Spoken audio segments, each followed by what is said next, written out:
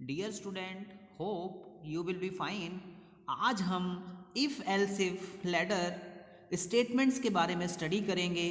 Previous lectures में हमने if के बारे में स्टडी किया, इफ़ एल्स के बारे में स्टडी किया। आज हम इफ़ एल्स इफ लैडर के बारे में स्टडी करेंगे।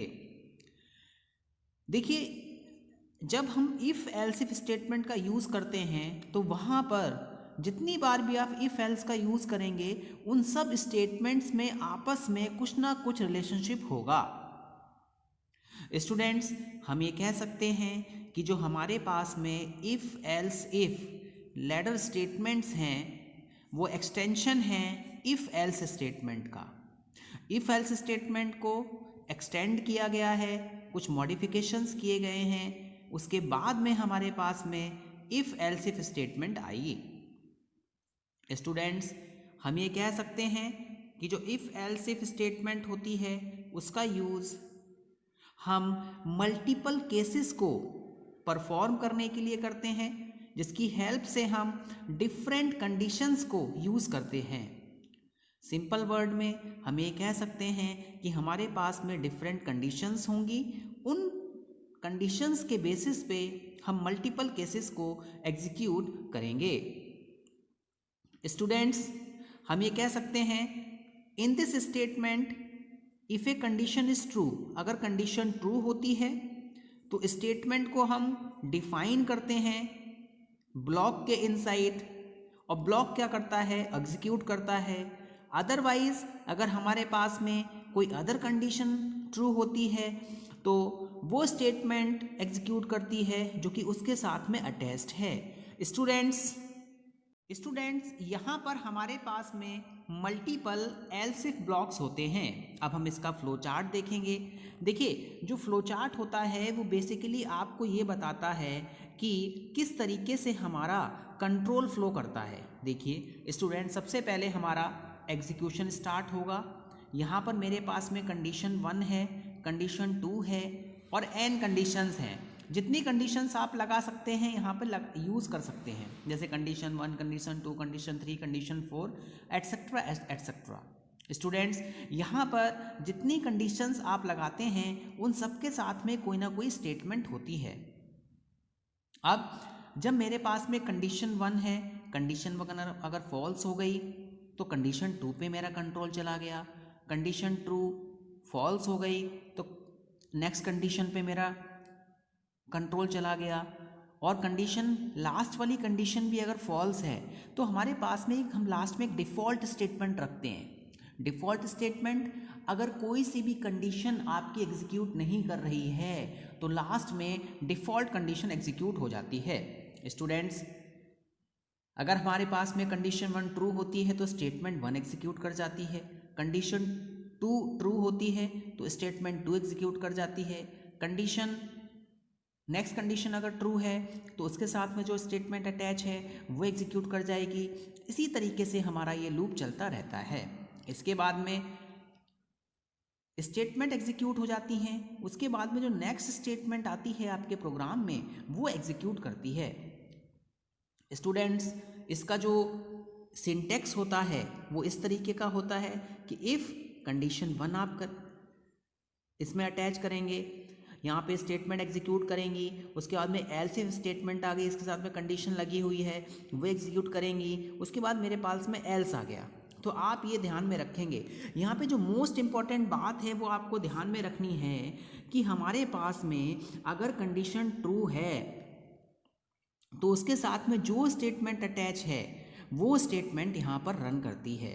इसी तरीके से कंडीशन 2 के साथ में जो स्टेटमेंट अटैच है वो रन करेगी और लूप आपका आगे बढ़ता रहेगा। बट यहाँ पे कंडीशन ये है कि अगर कंडीशन हमारी फॉल्स हो जाती है तो हम नेक्स्ट कंडीशन पे चले जाते हैं, वो फॉल्स हो जाती है तो नेक्स्ट कंडीशन पे चले जाते हैं। इट मीन्स कि हमारे पास में मल्टीपल केसेस हैं और डिफरेंट कंडीशंस हैं। उन कंडीशंस के बेसिस पर जो भी हमारे पास में चॉइसेस हैं, जो भी मल्टीपल चॉइसेस हैं, जो भी मल्टीपल स्टेटमेंट्स हैं, मल्टीपल केसेस हैं, वो हमारे एग्जीक्यूट करते हैं। स्टूडेंट्स, अब हम यहाँ पर एक प्रोग्राम को देखेंगे। और उसमें हम इफ़ एल्स इफ स्टेटमेंट का यूज़ करेंगे और देखेंगे कौन सी सिचुएशन में हम इसका यूज़ कर सकते हैं। स्टूडेंट्स, सबसे पहले हमने एक फाइल को अटैच किया, इसके बाद में हमने मेन फंक्शन को लिखा, मैंने यहाँ पर एक वेरिएबल डिक्लेयर किया, वेरिएबल नेम्ड मेमोरी लोकेशन होती है, ये इसका टाइप है, इसका मतलब कि जो नंबर है वो इंटीजर टाइप की वैल्यू को होल्ड करेगा। यहाँ पर आपने 0 को इसमें सेव कर दिया। प्रिंटएफ स्टेटमेंट का यूज़ किया, print F enter any number, user के पास में इंफॉर्मेशन गई कि आप यहाँ पे कोई नंबर को एंटर करिए। और मैंने आपको ये बताया हुआ है कि स्कैनफ का यूज़ आप किस लिए करते हैं, डाटा को मेमोरी में सेव करने के लिए। तो जो भी आपने यहाँ पे नंबर वेरिएबल बनाया है उसमें जाके यहाँ पर ये वैल्यू सेव हो जाएगी। सबसे पहले हमने क्या लिखा कि इफ़ नंबर इक्वल टू 10, क्या नंबर 10 के इक्वल है तो प्रिंट होना चाहिए नंबर इज इक्वल टू 10। यहाँ पे एक चीज़ आपको ध्यान में रखनी है कि या जब भी आप कंपैरिजन करते हैं तो वहाँ पर आप इस वाले ऑपरेटर का यूज़ करते हो, और ये जो हमारा ऑपरेटर है ये हमारा इक्वल टू ऑपरेटर कहलाता है। इसी तरीके से स्टूडेंट, अब देखिए ये सारे नंबर्स आपस में रिलेट करते हुए हैं। नंबर 10 नहीं है तो हम एल्स इफ पे चले आए कि नंबर इज इक्वल टू 50, क्या नंबर 50 के इक्वल है। अगर इक्वल होगा तो यहाँ पे ये स्टेटमेंट रन कर जाएगी, नंबर इज इक्वल टू 50। अगर नंबर नहीं है, इक्वल नहीं है 50 के, तो फिर हम एल्स इफ पे आ गए। फिर आपका यहाँ पे प्रिंट हो गया कि नंबर इज इक्वल टू 100, क्या नंबर 100 के इक्वल है, नहीं, तो यहाँ पे ये स्टेटमेंट प्रिंट नहीं होगी। नंबर 100 के इक्वल है तो यहाँ पे number is equal to 100 print हो जाएगा। इसके बाद आपने क्या किया, एल्स लिख दिया। देखिए जब मैंने आपको बताया था कि अगर कोई सी भी कंडीशन हमारे पास में ट्रू नहीं है तो हम क्या करते हैं, डिफ़ॉल्ट स्टेटमेंट को एग्जीक्यूट करते हैं।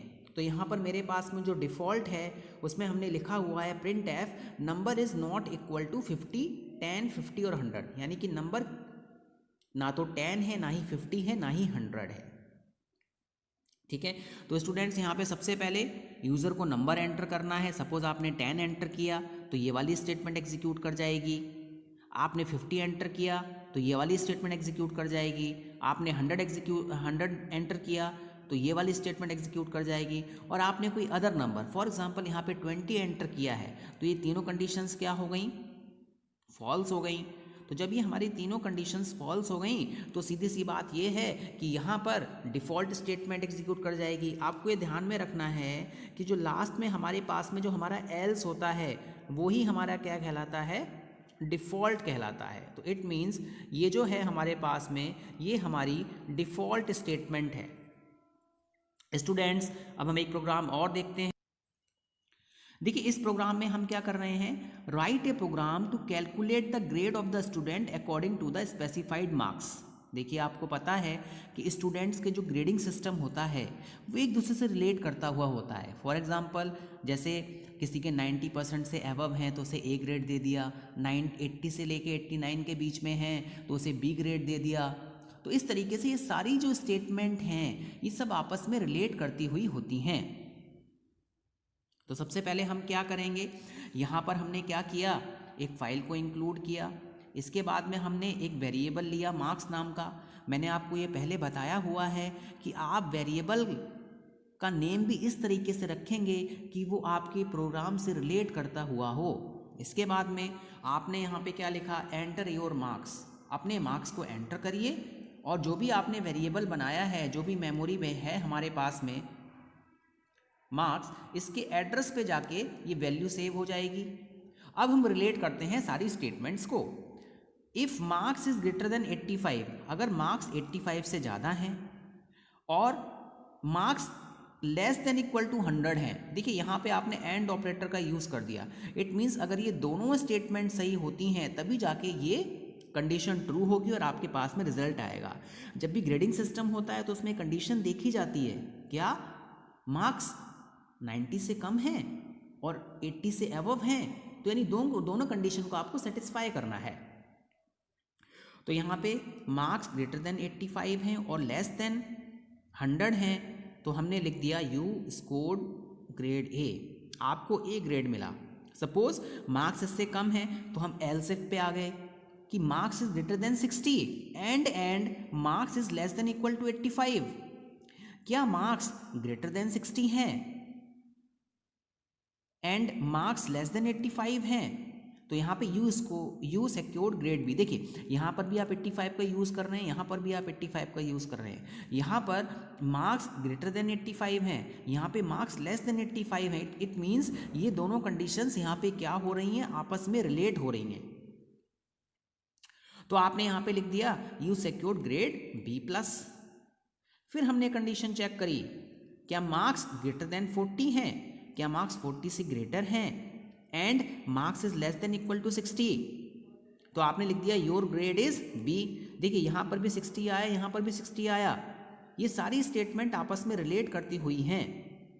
इसके बाद में फिर हमने एलसीफ स्टेटमेंट लिखा कि मार्क्स इज ग्रेटर देन 30, क्या आपके मार्क्स 30 से ग्रेटर हैं and marks is less than equal to 40। किसी स्टूडेंट के मार्क्स 40 के इक्वल या लेस देन होंगे और 30 से ग्रेटर होंगे, तो हमने वहाँ पे प्रिंट कर दिया योर ग्रेड इज सी, आपका ग्रेड क्या है, सी है। और सपोज किसी के मार्क्स स्टूडेंट्स के इन स्टेटमेंट्स में लाई नहीं करते हैं, फॉर एग्जांपल उसके 29% मार्क्स हैं, तो हम डिफ़ॉल्ट स्टेटमेंट को एग्जीक्यूट करा देंगे, लिख देंगे यू आर फेल।